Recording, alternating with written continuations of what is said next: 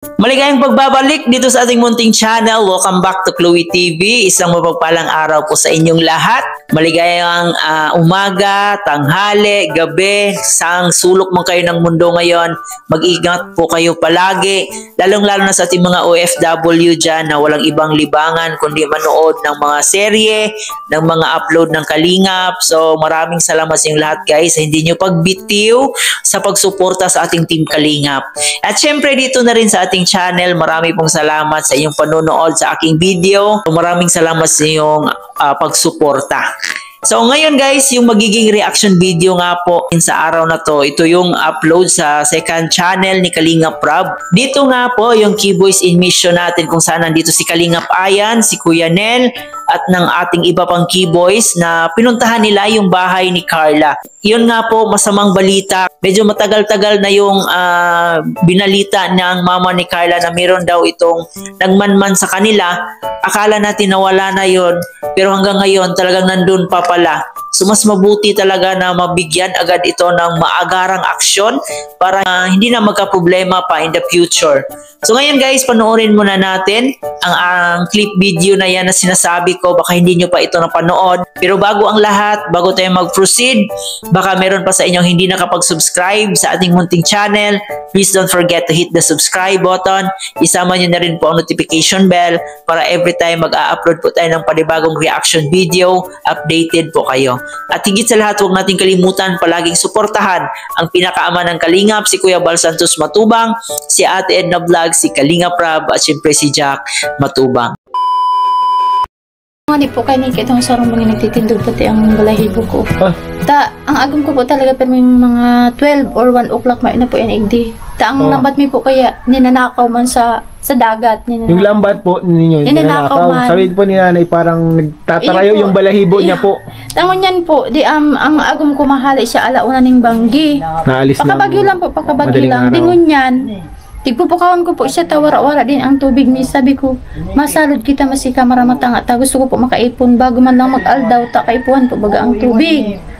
Di ko niya itong kwarto po dyan kang duha kong akin na lalaki nakabuka po ito. Tapos sabi po kung agum may tao baga. May tao po? May tao po dyan sa kwarto kong duwang akin. Sa loob po? Sa loob? Dyan sa luwas po, sa luwas. Sa labas? Kalok sa loob? Di ko niya po ang gawa kasi agum ko, tigbukahan niya itong, yung bintana naroon po kayo, no? Inisipatan kasi agum ko nagdalaga naman, dahil may nabisto. Ay, pambihira. Di ko niya po ang pasya ni Carla, taarog po nga, di kaya, dahil pa man kami pa kami makapag-reel, sabi niya, mabakal na daw CCTV 2. Opo, maganda po ka may CCTV din. Tapos sabi po nga niya, nahahagas ako mama sa indo. Nahagas po da nga ni siya ta. Kinakabahan. Kinakabahan daw po si Carla mga Kalingap. Sabi niya, daw po siya, nag-order na daw po siya ng CCTV. Ang akala ko ba ganyan ate, nanay, ay wala na, hindi na nagbalik at... Iya po, dahil ko po nga ni Aram kung sabi ko man po nga ni, ano man daw ang tigang man ng samuya, di yung kwarta, mamanya akong kwarta. Di ano na yung takbo na yung magnanakaw, yung takbo ng magnanakaw, saan papunta na Papunta, ewan ko po. Papunta sa Agubat? Ay, si Agum ko. Pasaan tay? Palibot po. Ay, kwentuhan mo kami tay kung saan papunta yung mo. Papunta po kayo dyan sa palibot po. Dingon yan po si Agum ko may tangkos na siya sunata, maluwas daw sana. Opo. Diyan. Ay sabi ko po, di ka magluwas ako. Nakahiga ako dyan. Ang iniisip ko po, kung binukasan ko sa bintana. Opo. Nagdalagang pasiring lumang katinura. Ay, papunta po doon? Oo, paduma na. Ay, pambihira yan. Dapat nga mabako ulit. So, ito ate, may good news kami kasi yung gusto nga mapasimulan na ni ni Kalingap Prab kasi may budget po. So meron na pong ngayon na ipon na budget na 120k. So yung 60k po na doble na po. Pinupukawang po nga ni yung po mga Kalingap ay galing kay Tita Connie and sa Jomcar 18 po. Sa grupo nila yan. Tita Connie, Jomcar 18. Ma'am Siyang, salamat po. Opo. Kasi talaga gusto nila mapabakudan na talaga ito tatay. Kaya kayo tayo patulong na lang makahanap po ng trabahador na mapasimula. Po kami si Bayaw ko po. Nakaulay ko na po nga ni siya kaso ako po siyempre supong man ako manginot kay Kuya Ram na araw kayo.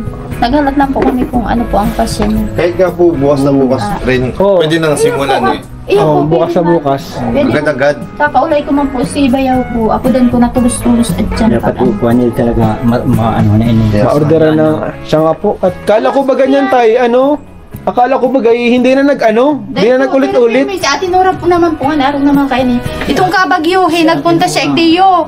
Tigpahiling po niya itong upos ng sigarilyo Wala nasa naman kubita dumaan daw ninda. Kubeta? Nasa loob mismo ng kubeta? Imposible makabot may ito duman. Di man sa Nora. Anong? Sabi ko po nga, hindi ka na lang Yung upos na po ng sigarilyo, nasa loob na ng kubeta. Tinatapon ito. Tinatapon sa loob.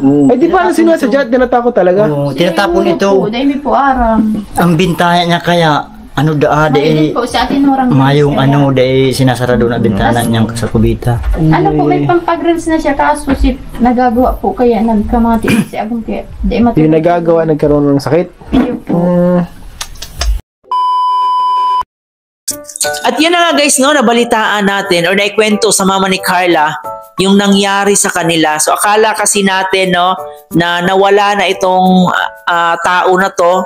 So hindi natin alam kung ano yung gusto niyang gawin or ano kaya yung pinaplano niya kasi medyo matagal-tagal na po talaga yung issue na yan, no, mga ilang buwan na nakalipas.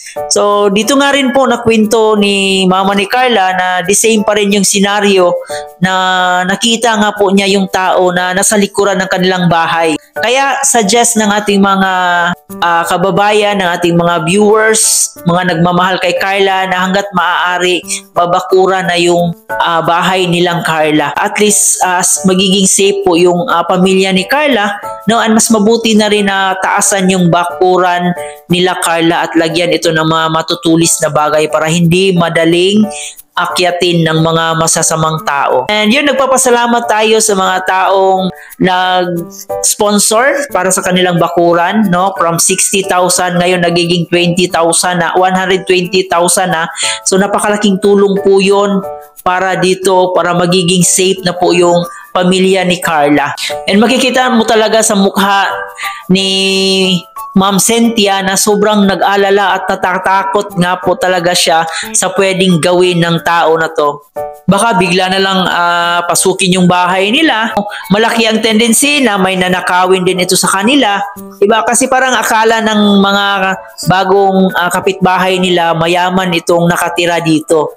And isa din sa hinangaan dito ng ating mga supporters guys, yung pagiging responsable sa papa ni Carla. No, na kahit alam natin na may mga sponsors na yung pamilya ni Carla, may natatanggap na sila, pero talagang hindi iniwanan ng papa ni Carla yung paglalaot, yung pangingisda. Talagang pinapakita niya sa ating sa mga nagmamahal sa kanila na hindi sila umaasa sa mga bigay lang ng sponsor. No, pinapakita rin nila na talagang kaya din nila mabuhay kahit walang mga nagbibigay sa kanila. So yun, napaka-responsable po ng pamilya ni Carla. And isa din sa napansin natin yung pagka-malinis sa bahay nilang Carla. No, na every time maiba-vlog ito, talagang sobrang linis po ng bahay ni Carla. At kahit nga po makikita natin minsan na nagti-TikTok itong si Amber, talagang makikita natin napaka-synchronize ng mga gamit, napakalinis ng sahig, no, talagang pinapahalagahan nila yung binibigay ng kalingap sa kanila. At isa din sa mga napansin natin guys na every time na pupunta yung mga keyboys natin sa kanilang bahay, hindi talaga mawawalan ng snacks, no? May pa-snacks talaga yung pamilya ni Carla. So napakabait talaga ng pamilya ni Carla. And nakikita rin natin na ganitong ugali si Carla eh. No, talagang manang-mana siya sa kanyang magulang, no, palaging nag-iimbita ng pakain, no, pa-snacks. So sobrang nakakahanga lang, no, makikita mo talaga na sila ay pinapalaki ng maayos ng kanilang magulang. Hanggang dito na lang muna guys ang ating reaction video sa araw na to. Muli po, ito nga po pala si Chloe TV. Baka nakalimutan yung mag-like and share sa ating video. Please don't forget to hit the like and share